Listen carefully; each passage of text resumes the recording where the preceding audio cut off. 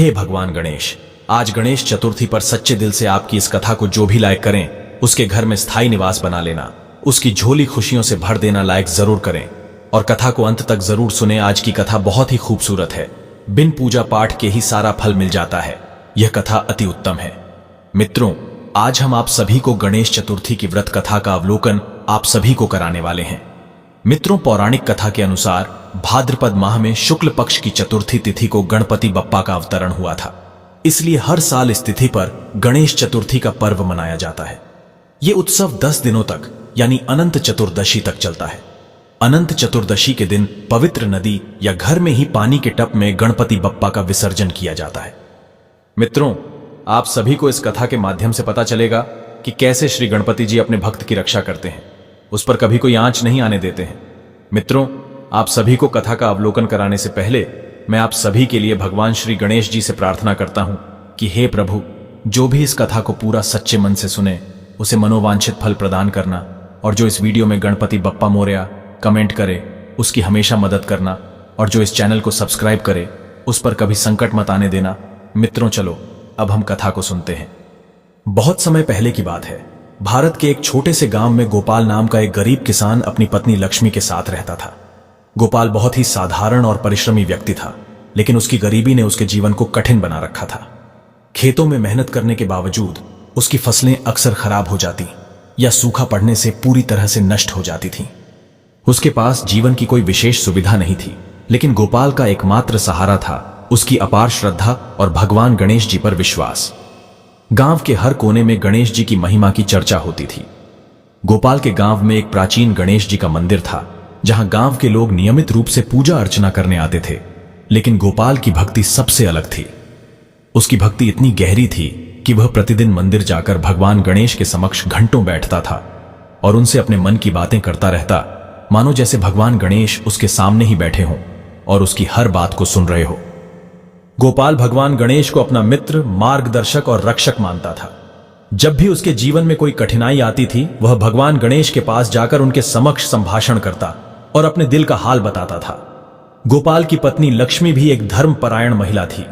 वह भी गणेश जी की पूजा करती थी, लेकिन गोपाल की तरह उसकी भक्ति उतनी प्रगाढ़ नहीं थी।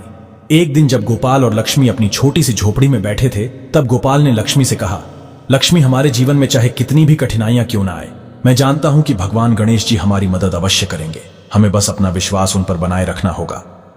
लक्ष्मी ने चिंतित स्वर में कहा, गोपाल, मैं जानती हूं कि तुम भगवान गणेश जी के परम भक्त हो, लेकिन गांव में जो दैत्य काल वसुर ने आतंक मचा रखा है उससे कैसे निपटेंगे?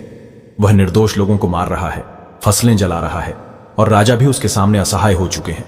अगर वह हमारी झोपड़ी तक आ गया तो? तब गोपाल ने मुस्कुराते हुए कहा, लक्ष्मी, मुझे भगवान गणेश जी पर पूरा विश्वास है। वे हमें और इस गांव को काल वसुर के आतंक से बचाएंगे। बस हमें उनके प्रति अपनी भक्ति में कोई कमी नहीं आने देनी चाहिए।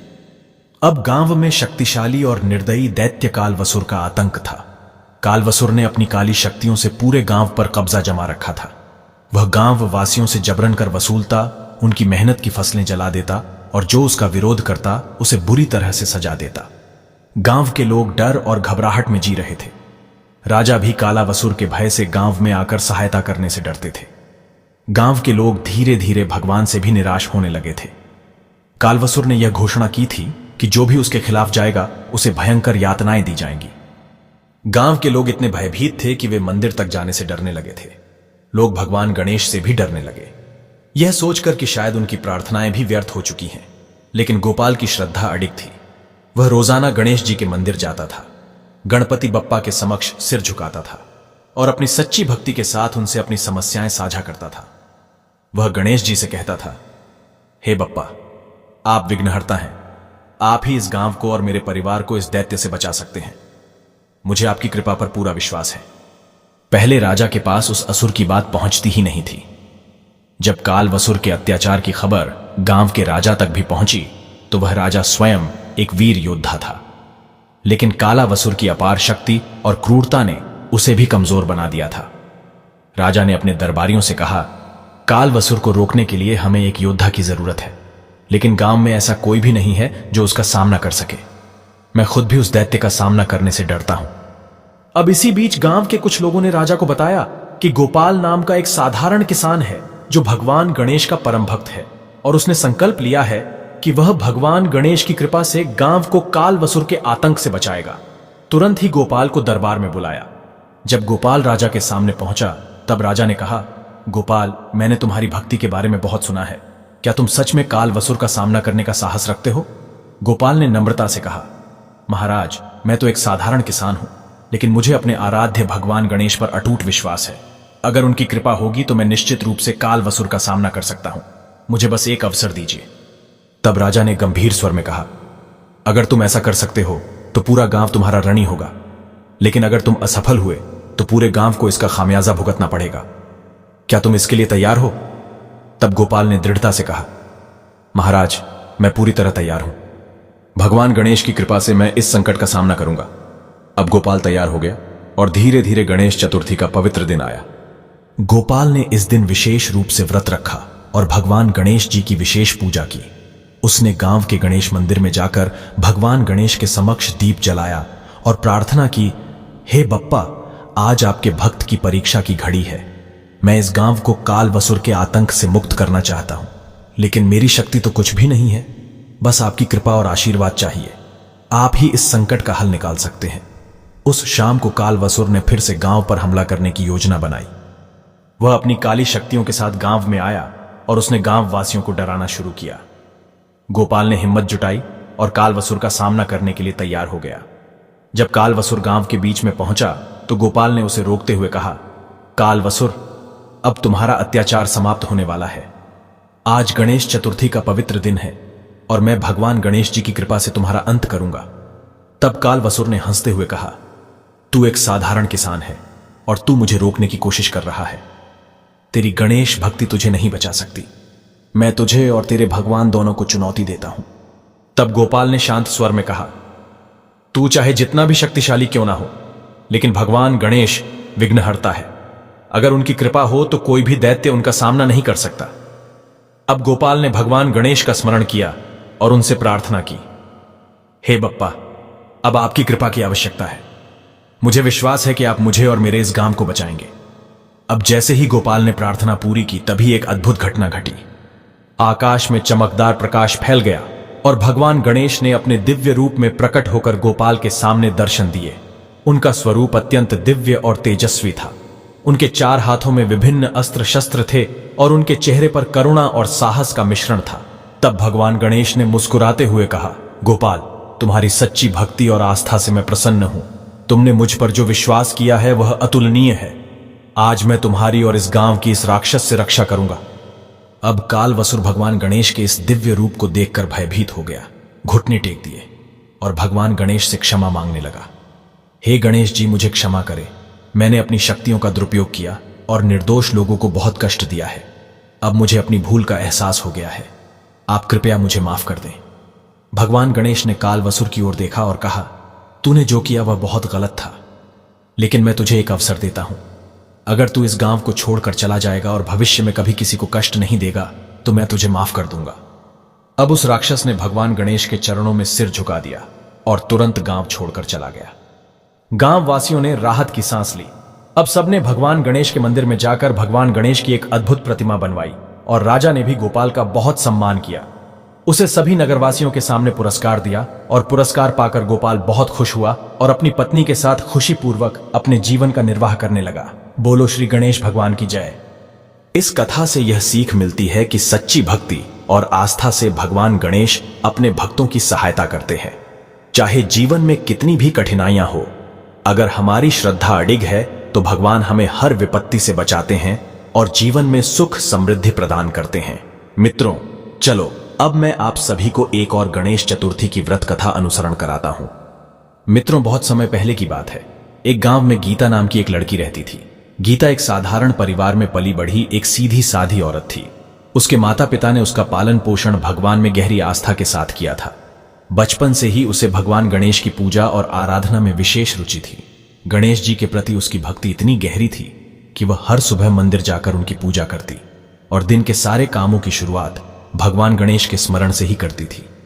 वह मानती थी कि गणेश जी हर बाधा को दूर करेंगे और उसके जीवन में केवल सुख और समृद्धि लेकर आएंगे। अब कुछ समय बीता और गीता का विवाह एक मध्यम वर्गीय परिवार में रमेश नाम के व्यक्ति से हो गया। शुरुआत में सब ठीक था, लेकिन जैसे जैसे समय बीता गीता को अपने पति और सास के असली व्यवहार का पता चला। रमेश अक्सर शराब पीकर आता था और छोटी छोटी बातों पर गीता को पीटने लगता।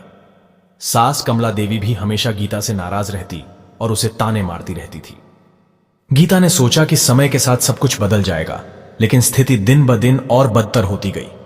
एक दिन रमेश शराब के नशे में धुत होकर घर आया। उस दिन किसी बात पर उसका मूड बहुत खराब था और उसने बिना किसी कारण ही गीता पर चिल्लाना शुरू कर दिया।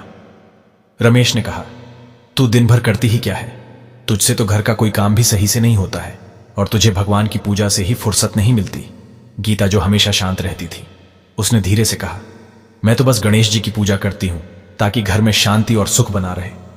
रमेश को यह बात सुनकर और गुस्सा आ गया और उसने गीता को जोर से धक्का दिया।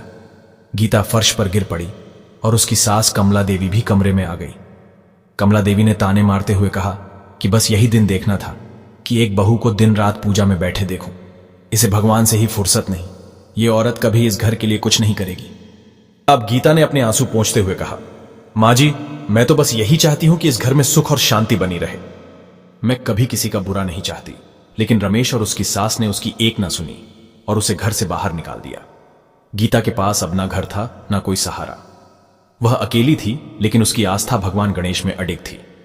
गीता ने अपनी जिंदगी की कठिनाइयों का सामना भगवान गणेश की भक्ति से किया। वह अब पास के मंदिर में रहने लगी और दिन रात भगवान गणेश का नाम जपती रहती थी। उसकी भक्ति इतनी सच्ची थी कि धीरे धीरे उसकी किस्मत बदलने लगी। एक दिन एक अमीर व्यापारी मुरलीधर मंदिर में पूजा करने आया। उसने गीता को मंदिर की देखभाल करते हुए देखा और उसकी सच्ची भक्ति से वह बहुत प्रभावित हुआ। मुरलीधर गीता से बोला, बहन, तुम यहां मंदिर में क्या करती हो? तुम कौन हो? तब गीता ने अपनी पूरी कहानी मुरलीधर को बताई। मुरलीधर ने उसकी भक्ति और कठिनाइयों को सुनकर उसे अपने व्यापार में एक नौकरी की पेशकश की। मुरलीधर ने दयालु होकर गीता से कहा कि मैं तुम्हारी भक्ति और निष्ठा देखकर मैं तुम्हें एक मौका देना चाहता हूं। अगर तुम मेरे साथ काम करना चाहो तो तुम्हारा जीवन बदल सकता है। अब गीता तैयार हो गई और गीता ने भगवान गणेश का धन्यवाद किया और मुरलीधर की पेशकश स्वीकार कर ली। वह अब मुरलीधर के व्यापार में काम करने लगी और धीरे धीरे अपनी मेहनत और भक्ति से व्यापार में इतनी तरक्की की कि खुद भी एक सफल व्यापारिन बन गई। कुछ सालों में गीता एक सफल और धनवान महिला बन चुकी थी। अब वह सिर्फ एक सामान्य औरत नहीं रही, बल्कि एक सम्मानित और धनी व्यवसायी बन चुकी थी। उसके पास आज वो सब कुछ था जिसके बारे में उसने कभी सोचा भी नहीं था। भगवान गणेश की कृपा से उसका जीवन पूरी तरह बदल चुका था। उधर रमेश और कमला देवी का जीवन बुरे हाल में चल रहा था। रमेश का व्यापार पूरी तरह से ठप हो चुका था और उसकी शराब की लत ने उसकी सेहत भी खराब कर दी थी। सास कमला देवी भी अपनी कड़वाहट में अकेली रह गई थी। दोनों को अब गीता की बहुत याद आती थी, लेकिन शर्म के कारण वे उससे माफी मांगने की हिम्मत नहीं कर पा रहे थे।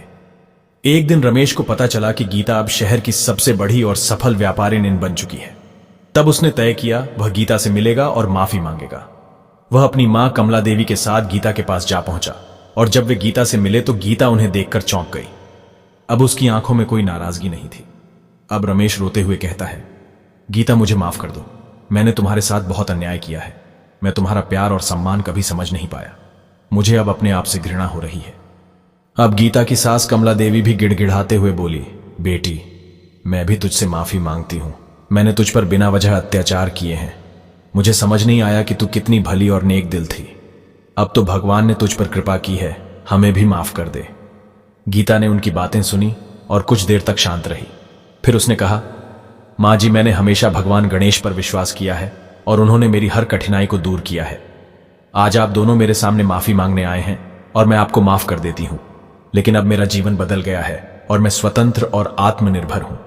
रमेश और कमला देवी गीता की यह सुनकर बहुत सुकून मिला, लेकिन उन्होंने गीता के जीवन में फिर से वापस आने की उम्मीद नहीं की। गीता ने अपनी जिंदगी में न सिर्फ आर्थिक रूप से सफलता पाई, बल्कि उसने मानसिक और आत्मिक शांति भी प्राप्त की। भगवान गणेश की कृपा से उसने अपने जीवन में हर दुख का सामना किया और हर चुनौती पर विजय प्राप्त की। उसने यह सिखाया कि सच्ची भक्ति, निष्ठा और मेहनत से हर बाधा को पार किया जा सकता है।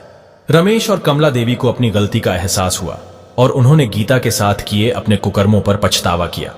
रमेश ने अपनी जिंदगी में सुधार लाने की कोशिश की, लेकिन उसे कभी उस सम्मान और प्यार का हकदार नहीं समझा गया जो गीता ने एक समय पर उसे दिया था। गीता की यह कहानी यह संदेश देती है कि भगवान में आस्था रखने से ही जीवन में सभी कठिनाइयों का हल निकलता है। कठिनाइयां चाहे जितनी भी बड़ी क्यों ना हो, सच्चे मन और भक्ति से ईश्वर की कृपा अवश्य प्राप्त होती है। गीता की सच्ची भक्ति और आस्था ने न केवल उसके जीवन को संवार दिया, बल्कि उसने दूसरों को भी माफ करने की ताकत दी।